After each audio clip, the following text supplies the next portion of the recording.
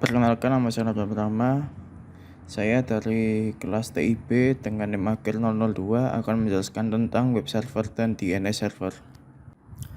Pengertian web server adalah perangkat lunak yang berfungsi sebagai penerima permintaan yang dikirimkan melalui browser, kemudian memberikan tanggapan permintaan dalam bentuk halaman situs web atau lebih umumnya dalam dokumen HTML. Fungsi web server, selain berfungsi sebagai komunikasi penghubung dengan situs web dan memproses HTTP request yang dikirimkan oleh browser, secara umum beberapa fungsi web server sebagai berikut: memastikan semua modul yang dibutuhkan sedia dan siap digunakan, membersihkan penyimpanan, cache, atau keunggulan masing-masing web server. Yang pertama, Apache, pengaturannya lebih mudah, open source, komunitas besar. Nginx, ringan, banyak fitur, dan stabil, performa tinggi. EIS mendukung penuh Windows, adanya kemampuan pengecekan kesalahan kerja menggunakan PHP lebih stabil. Lightspeed web server memiliki pencegahan DDoS, recover kesalahan secara langsung, kompatibel dengan head access. Pengertian DNS server. Domain name server atau DNS adalah sebuah sistem yang menghubungkan Uniform Resource Location (URL) dengan internet. Fungsi-fungsi DNS server: meminta informasi IP address sebuah website berdasarkan nama domain, meminta informasi URL sebuah website berdasarkan IP address yang dimasukkan. Macam-macam DNS server: record atau address record menyimpan informasi soal hostname, time to live, dan IPv4 address. AAA record menyimpan informasi hostname dan hubungannya dengan IPv6 address. MX record merekam sebagian SMTP yang harus digunakan untuk saling berkirim email di suatu domain. CNAME record digunakan untuk mendirect domain atau mensubdomain ke sebuah IP address lewat fungsi satu ini. Anda tak perlu memperbarui DNS record. TXT record membawa dan menyalurkan data yang hanya bisa dibaca oleh mesin. NS record merujuk subdomain pada authoritative name server yang diinginkan. Record ini berguna jika subdomain Anda di hosting berbeda dengan domain. PTR record memberikan izin pada DNS server untuk menyediakan informasi soal IP address dan menampilkan hostname. Share record menyimpan sertifikat enkripsi atau sertifikat keamanan. SRV record menyimpan informasi terkait lokasi komunikasi semacam priority, name, wake, port, point, and TTL. SOA record, bagian yang muncul di awal dokumen DNS zone. Bagian yang sama juga merujuk pada authoritative name server serta informasi lengkap suatu domain.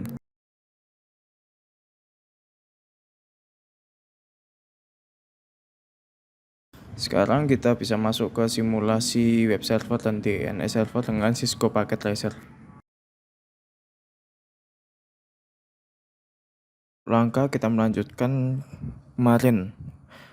Pilih PC1 untuk HTTP server dan HTTPS itu on.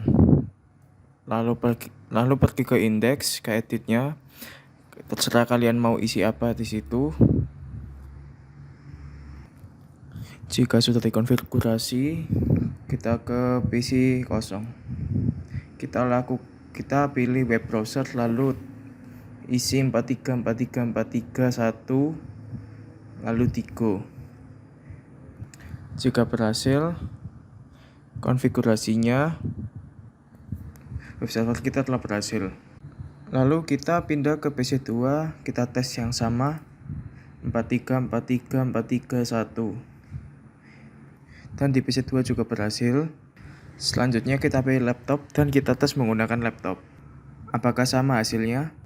Kita ketikkan IP address dari server 1. Jika sudah keluar, maka konfigurasi kita sudah berhasil, yaitu konfigurasi web server. Selanjutnya kita akan mengkonfigurasi DNS server. Kita pilih server 0 sebagai DNS server. Lalu pilih DNS dan kita on untuk DNS servernya. Lalu untuk name kita pilih domain yang akan kita pilih. Saya di sini memilih jarcom.com. Lalu untuk address mau nge-redirect mana IP-nya? Dan kita menggunakan IP kita 43434341. Jadinya untuk address kita pilih 43434341. Lalu jika sudah kita atur, pastikan semuanya. Pastikan DNS menggunakan IP dari server 0, yaitu 3333331. Lalu kita pastikan semua DNS menggunakan IP server 1, termasuk dari DHCP. Kita atur DHCP, lalu ganti DNS-nya ke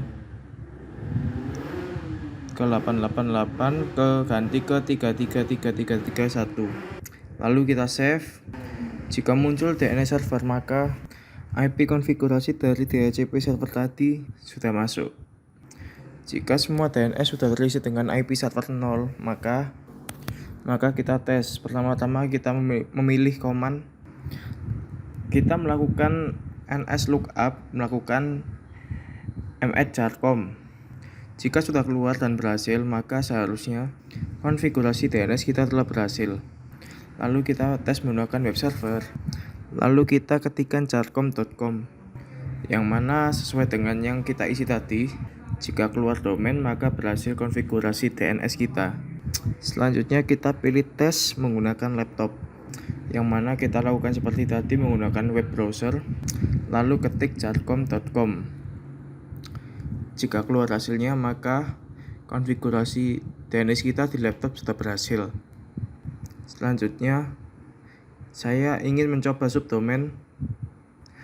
Lalu ketikkan www.jarcom.com. Lalu pilih ke Gname. Untuk hostname pilih jarcom.com sesuai dengan DNS kita.